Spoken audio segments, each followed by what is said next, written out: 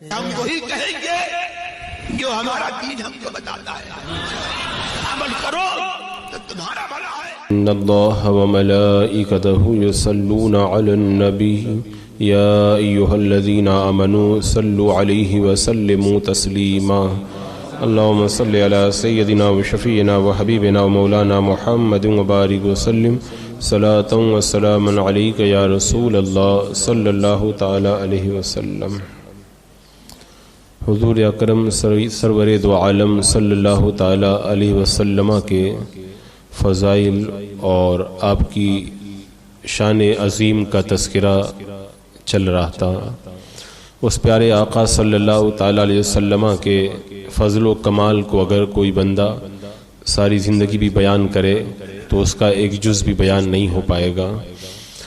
آقا کریم صلی اللہ تعالی علیہ وسلم کے ان فضائل اور آپ کی اس عظیم شان میں سے معراج کی رات آپ کا انبیاء کرام کی امامت فرمانا بھی ہے۔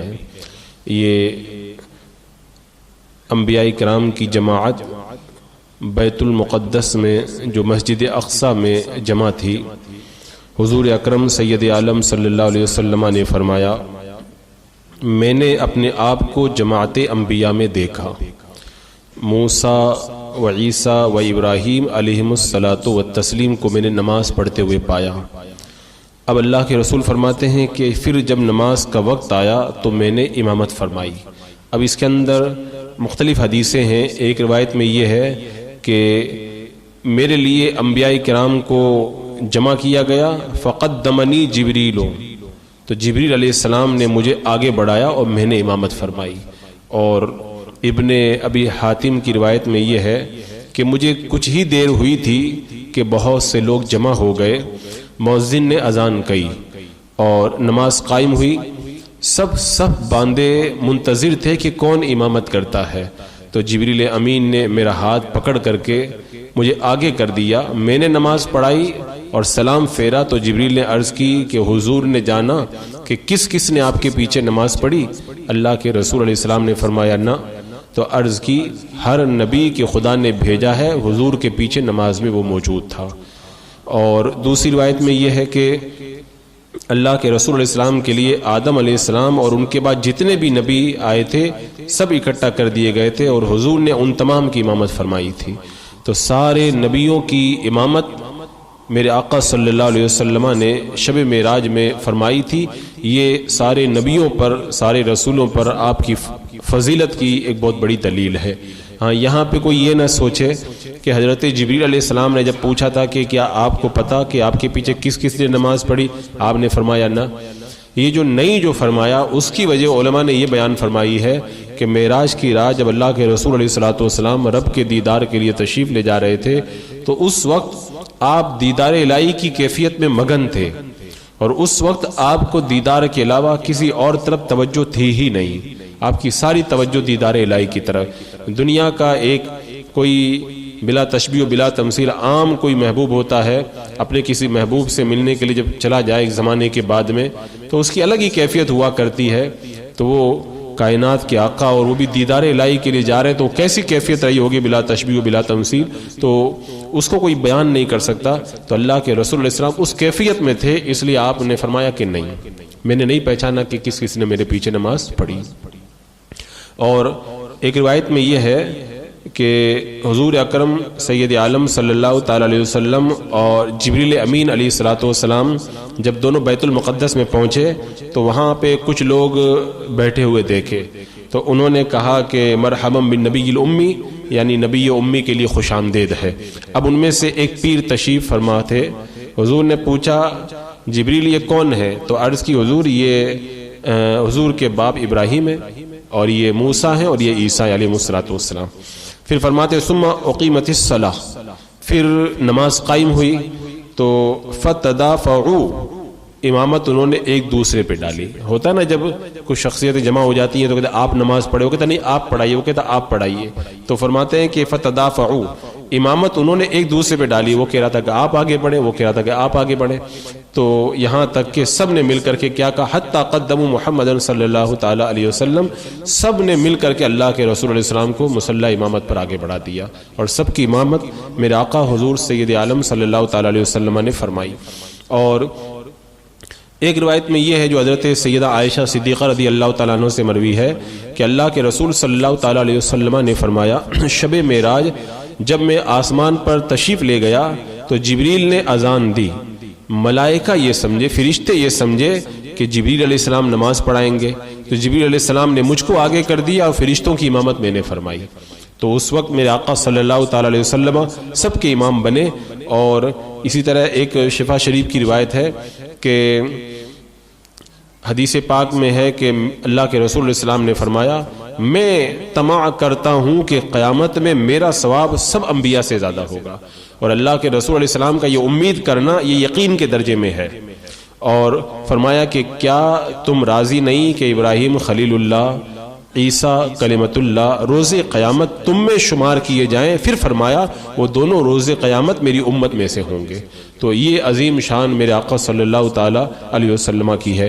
اور ایک وہ روایت جو آج میں نے جمعہ میں بھی بیان کی تھی، اس کی کچھ تفصیل یہاں پر ملا علی قاری نے شرح شفا میں نقل کی ہے، تو اس کے اندر یہ ہے کہ اللہ کے رسول سید المرسلین صلی اللہ تعالی علیہ وسلم نے فرمایا کہ جبریل علیہ السلام نے آ کر کے مجھے سلام کیا، کیا کہا؟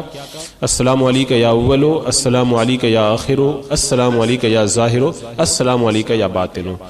جب یہ سلام انہوں نے کیا تو اللہ کے رسول علیہ السلام فرماتے، میں نے کہا جبریل یہ تو اللہ تعالیٰ کی صفتیں ہیں، خالق کی صفتیں ہیں، مخلوق کو کیوں کر مل سکتی ہیں؟ ظاہر باطن اول آخر یہ تو اللہ تعالیٰ کی صفت ہے، مجھ کو تم ظاہر باطن اول و آخر کیوں کہہ رہے ہو؟ تو جبریل امین نے عرض کی، میں نے خدا کے حکم سے حضور کو جو ہے سلام کیا ہے، حضور کو خدا کے حکم سے سلام کیا ہے۔ اس نے حضور کو ان صفتوں سے فضیلت اور تمام انبیاء پر خصوصیت بخشی ہے، اور اپنے نام اور صفت سے حضور کے نام اور صفت کو مشتق فرمایا ہے۔ تو پھر اس کے بعد میں حضرت جبریل علیہ السلام نے تفصیل بتائی کہ حضور کا اول نام رکھا گیا کہ حضور سب انبیاء میں پیدائش میں پہلے ہیں، اور حضور کا نام آخر اس لیے کہ ظہور میں سب سے آخر میں آپ ہیں، اور اللہ کے رسول علیہ السلام سے انہوں نے عرض کی کہ آخری امت کی طرف آپ آخری نبی بنا کر کے بھیجے گئے، اور پھر فرمایا کہ باطن اس لیے ہیں آپ کہ اللہ تعالیٰ نے حضور کے باپ آدم علیہ السلام کی پیدائش سے 2000 سال پہلے ساق عرش پر سرخ نور سے اپنے نام کے ساتھ میں حضور کا نام لکھا، اور مجھے حضور پر درود پڑھنے کا حکم دیا، اور میں نے 1000 سال حضور پر درود بھیجا، یہاں تک کہ حق جل و علا نے حضور کو نبی بنا کر کے مبعوث فرمایا، خوشخبری دینے والا اور اللہ کے عذاب سے ڈرانے والا، اور اللہ تبارک و تعالیٰ کی طرف بلانے والا۔ اور اس کے بعد میں حضرت جبریل علیہ السلام نے کہا، آپ ظاہر اس لیے ہیں کہ حضور کا نام ظاہر رکھا کہ اس نے اس زمانے میں حضور کو تمام ادیان پر غلبہ عطا فرمایا۔ تو تمام ادیان پر ظاہر کا معنی ہوتا ہے غالب، تمام ادیان پہ اللہ نے آپ کو غلبہ عطا فرمایا، اور حضور کا شرف اور فضل سب آسمان اور زمین پر اللہ تعالیٰ نے واضح فرما دیا۔ تو یہ پوری تفصیل حدیث پاک ہے۔ آخر میں جب پوری بشارت آپ کو سنا دی تو حضرت جبریل امین نے کیا کہا؟ اللہ تعالیٰ حضور پر درود بھیجے، حضور کا رب محمود ہے، حضور محمد ہے، حضور کا رب اول و آخر و ظاہر و باطن ہے، اور حضور بھی اول و آخر و ظاہر و باطن ہے۔ یہ عظیم بشارت جب آپ نے سنی تو آقا کریم صلی اللہ تعالی علیہ وسلم نے فرمایا، الحمدللہ الذی فضلنی علی جمیع نبیین حتی فی اسمی و صفتی، حمد ہے اس خدا کی جس نے مجھے تمام نبیوں پر فضیلت دی، یہاں تک کہ میرے نام اور صفت میں بھی۔ تو یہ ہے میرے آقا صلی اللہ تعالی علیہ وسلم کی شان کہ اللہ تبارک و تعالیٰ نے آپ کو سب پر فضیلت عطا فرمائی۔ اب یہاں پر جو خصوصیت کی حدیثیں ہیں، ایک حدیث پاک میں ہے اللہ کے رسول علیہ السلام نے فرمایا، فضلت علی الانبیاء بست، مجھے 6 وجہ سے نبیوں پر فضیلت دی گئی، 6 باتوں میں مجھے نبیوں پر فضیلت دی گئی۔ اور ایک روایت میں یہ ہے کہ 5 وجہ سے اللہ نے مجھے انبیاء پر فضیلت عطا فرمائی، اور ایک روایت میں یہ ہے کہ اوتی تو خمسن، مجھے 5 چیزیں دی گئی کہ مجھ سے پہلے کسی کو نہیں دی گئی۔ تو روایتوں میں کسی میں 5 ہے، کسی میں 6 ہے، کسی میں کم ہے، کسی میں زیادہ ہے۔ علماء فرماتے ہیں یہاں پہ تعداد مراد نہیں ہے کہ 3 4 یا 5 وجہ سے اللہ کے رسول علیہ السلام کو خصوصیت دی گئی، بلکہ بتانا یہ مقصد ہے کہ اللہ تبارک و تعالیٰ نے اپنے حبیب صلی اللہ تعالیٰ علیہ وسلم کو سارے نبیوں پہ فضیلت دی اور بے شمار طریقوں سے فضیلت عطا فرمائی ہے، تو یہ آپ کی فضیلت کو ظاہر کرنا مقصود ہے۔ ایک روایت میں ہے کہ اللہ تبارک و تعالیٰ نے اپنے بندوں کے دلوں پر نظر فرمائی، ان اللہ تعالی نظر الی قلوب العباد، اللہ تبارک و تعالیٰ نے اپنے بندوں کے دلوں پر نظر فرمائی، فاختار منها قلب محمد صلی اللہ تعالی علیہ وسلم فاصطفاه لنفسه، تو ان میں سے محمد صلی اللہ تعالی علیہ وسلم کے دل کو اللہ نے پسند کیا اور اسے اپنی ذات کریم کے لیے چن لیا اللہ نے۔ اور حضرت زید بن عمرو بن نفیل کہتے ہیں، یہ زید بن جو عمرو نفیل ہیں یہ زمانہ جاہلیت میں موحدین میں سے تھے، یعنی اللہ کے رسول علیہ السلام کے اعلان نبوت سے پہلے کچھ ایسی ہستیاں تھیں وہاں پر جو بتوں کی پوجا نہیں کرتی تھی، ایک اللہ پر ایمان لاتی تھی، لیکن کسی نبی کی آمد نہیں ہوئی تھی تو نبی کا انتظار کرتے تھے، انہی میں سے آپ بھی تھے۔ ان کے بیٹے حضرت سعید بن جبیر جو ہیں یہ عشرہ مبشرہ میں سے ہیں، یہ تو پہلے ہی دنیا سے چلے گئے، لیکن ان کے بیٹے سعید بن زبیر یہ اجلہ صحابہ میں سے، ان 10 صحابہ میں سے جن کو اللہ کے رسول علیہ السلام نے دنیا میں جنت کی بشارت عطا فرمائی تھی۔ یہ کہتے ہیں میں شام میں تھا، ملک شام میں، ایک راہب کے پاس گیا تو اس سے کہا کہ مجھے بت پرستی و یہودیت و نصرانیت سب سے نفرت ہے، تو کہا کہ تم دین ابراہیم چاہتے ہو؟ کہنے لگا کہ اے اہل مکہ کے بھائی، تم وہ دین مانگتے ہو جو آج کہیں نہیں ملے گا، اپنے شہر کی طرف چلے جاؤ، اور کہا کہ تمہاری قوم سے تمہارے شہر میں ایک نبی مبعوث ہوگا، وہ ابراہیم علیہ السلام کا دین حنیف لائے گا اور وہ تمام جہاں سے زیادہ اللہ تعالیٰ کو پیارا ہوگا۔ یعنی میرے آقا علیہ السلام ابھی تشریف ہی نہیں لائے ہیں، پہلے ہی وہ شام کا راہب جو ہے وہ حضرت زید بن عمرو نفیل سے کہہ رہا ہے کہ وہ جو نبی تشریف لائیں گے اللہ کے یہاں ساری کائنات سے زیادہ محبوب اور پسندیدہ ہوں گے وہ۔ اور اسی طرح ایک اور روایت میں ہے، وہ میں نے اس سے پہلے سیرت کے بیان میں بھی اس کو بتایا تھا کہ جب اللہ کے رسول علیہ السلام نے اعلان نبوت نہیں کیا تھا تو ابو طالب کے ساتھ میں ملک شام کے سفر پہ آپ تشریف لے گئے تھے، تو جب سوما رائب یعنی بوئرہ کے پاس اترے تھے تو رائب جو ہے وہ اپنے سوما سے یعنی گرجا گھر سے باہر آیا، اس سے پہلے باہر کبھی نکلتا نہیں تھا، اسی دن وہ باہر نکل کر کے آیا، اس سے پہلے توجہ نہیں دیتا تھا اور آج باہر نکل کے خود آیا، لوگوں کے بیچ میں سے گزرتا ہوا اللہ کے رسول صلی اللہ تعالی علیہ وسلم کے پاس پہنچ گیا۔ آپ نے ابھی اعلان نبوت نہیں کیا تھا، اللہ کے رسول علیہ السلام کا مبارک ہاتھ تھام لیا اس نے اور کہنے لگا ہذا سید العالمین، ہذا رسول رب العالمین، پھر کہنے لگا کہ یہ تمام جہاں کے سردار ہیں، یہ رب العالمین کے رسول ہیں، اللہ تبارک و تعالیٰ انہیں تمام عالم کے لیے رحمت بنا کر کے بھیجے گا۔ تو سرداران قریش ابھی چونکہ ایمان کا یہ نبوت کا اعلان تو ہوا نہیں تھا، سرداران قریش نے کہا تجھے کیسے پتا چلا کہ یہ تمام کے سردار ہیں؟ تو اس نے کہا جب تم اس گھاٹی سے بڑھے تو کوئی درخت اور کوئی پتھر ایسا نہیں تھا جو سجدے میں نہیں گر پڑا ہو، میں دیکھ رہا تھا جو بھی درخت اور پتھر آتا تو وہ سجدے میں گر جاتا، اور وہ نبی کے سوا کسی اور کو سجدہ کرتے نہیں ہیں۔ تو میں نے انہیں مہر نبوت سے پہچانا اور پھر بعد میں رائے واپس چلا گیا، کھانا بنوایا، قافلے کے لیے کھانا لایا، لیکن اللہ کے رسول علیہ السلام وہاں پر موجود نہیں تھے، تو ایک آدمی کو بلانے کے لیے بھیجا۔ جب اللہ کے رسول علیہ السلام آئے تو آپ کے سر پر جو ہے وہ بادل کا ٹکڑا سایہ کیے ہوئے تھا، تو رائب بولا دیکھو انظروا الیہ، دیکھو یہ ان کے اوپر بادل جو ہے وہ سایہ کیے ہوئے ہے۔ تو قوم جو لوگ تھے دیگر بڑے بڑے لوگ وہ پہلے ہی درخت کے پاس جا کر کے سائے میں بیٹھ گئے، جب اللہ کے رسول علیہ السلام آئے تو درخت کے سائے میں جگہ نہیں تھی، تو آپ دھوپ ہی میں تشریف فرما ہو گئے، تو فوراً پیڑ کا جو سایہ ہے وہ آگے بڑھا اور سایہ حضور کے پاس میں آ کر کے جھک گیا وہ، اور رائب نے پھر کہا انظروا الی فی شجرۃ ما لا الیہ، وہ دیکھو پیڑ کا سایہ جو ہے ان کی طرف جھکتا ہوا نظر آ رہا ہے۔ تو یہ ہے میرے آقا صلی اللہ علیہ وسلم کی فضیلت کہ آپ نے اعلان نبوت نہیں کیا، رائب پہلے سے بتا رہا ہے ھذا سید العالمین، یہ سارے عالموں کے سردار یہ ہیں، یہ اللہ نے آپ کو فضیلت عطا فرمائی ہے۔ اور اسی طرح ایک روایت میں ہے حضرت تمیم داری سے روایت ہے کہ ایک رات میں یہ شام کے کسی جنگل میں صحرا میں تھے تو ایک جن کی آواز آئی، تو جن بولا کہ بعثت حضور سید المرسلین صلی اللہ علیہ وسلم کی اس نے خبر دی کہ اللہ کے آخری نبی دنیا میں تشریف لا چکے ہیں. تو صبح کو وہ راہب کے پاس گئے اور جا کر کے بتایا کہ ایسا ایسا ہوا ہے. تو اس نے کیا جواب دیا راہب نے؟ اس زمانے میں کچھ بھی مسئلہ ہوتا تھا تو لوگ کاہن کے پاس جاتے تھے یا راہب کے پاس جاتے تھے. تو اس نے کہا کہ جنوں نے تجھ سے صحیح کہا ہے، حرم سے وہ نبی ظاہر ہوں گے، حرم کو ہجرت فرمائیں گے. اور پھر آخری جملہ اس نے کہا تھا وَهُوَ خَيْرُ الْأَنْبِيَاءِ، وہ سارے نبیوں میں سب سے بہتر ہوں گے وہ. تو یہ ہے میرے آقا علیہ السلام کی فضیلت کہ پہلے ہی سے لوگ بتا رہے ہیں کہ سارے نبیوں میں سب سے بہتر ذات اللہ تعالیٰ نے آپ کی بنا کر کے مبعوث فرمائی ہے. اسی طرح بعض صحابہ سے روایت کرتے ہیں کہ ہم ایک رات میں اپنے بت کے پاس بیٹھے ہوئے تھے. پہلے جب اعلان نبوت نہیں ہوا تھا، زمانہ جاہلیت کی بات ہے یہ. تو اسے ایک مقدمہ میں پنچ کیا گیا، جو راوی تھے ان کو. تو اچانک ایک آواز آئی.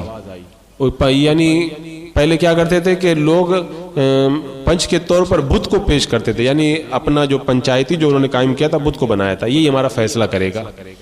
تو آواز آئی غیب سے، اے بت پرست لوگوں، تم احکام کو بیان کرنے والے نہیں ہو، اپنا مقدمہ بت کے پاس لے جانے والے ہو.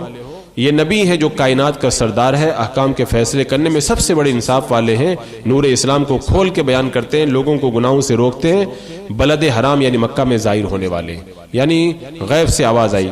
تو جب یہ آواز آئی تو سب لوگ ڈر کر کے بت کو چھوڑ گئے. اور اس شعر جو میں نے بھی ترجمہ پڑھا، یہ اشعار کا ترجمہ ہے. یہ چرچا جو ہے سب جگہ ہو گیا، یہاں تک کہ خبر ملی ان کو. تو اللہ کے رسول صلی اللہ تعالی علیہ وسلم مکہ میں ظاہر ہو کر کے مدینہ میں تشریف لا چکے ہیں. تو ان کا بیان ہے کہ پھر میں اللہ کے رسول کی بارگاہ میں گیا اور میں بھی اسلام کے دامن میں آ گیا. یعنی انہیں اللہ کے رسول علیہ السلام کے فضل و کمال کی خبر غیب سے آواز آ کر کے ان کو بتائی گئی کہ وہ نبی مکرم جو ہے وہ کائنات میں جلوہ گر ہونے والے ہیں. اسی طرح ایک روایت میں مرداس بن قیس سے ہے کہ میں اللہ کے رسول السلام کی بارگاہ میں گیا تو سرکار دو عالم صلی اللہ تعالی علیہ وسلم کی بارگاہ میں کہانت کا ذکر ہوا کہ کاہن لوگ غیب کی خبریں بتایا کرتے تھے. تو یہ ایک بڑا دلچسپ واقعہ پھر انہوں نے وہاں پہ بیان کیا کہ اللہ کے رسول علیہ السلام کی بعثت سے یہ جو کاہن لوگوں کا معاملہ بالکل اجڑ اور بگڑ گیا. تو یہ کہتے ہیں راوی، میں نے عرض کیا رسول اللہ ہمارے یہاں بھی اس طرح کا ایک واقعہ ہوا ہے.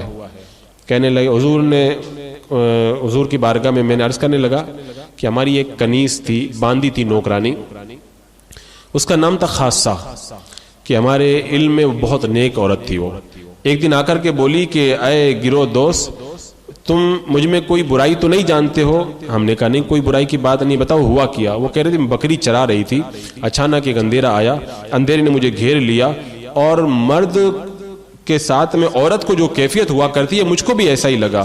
تو مجھ کو لگا کہ میرے پیٹ میں حمل قائم ہو گیا ہے.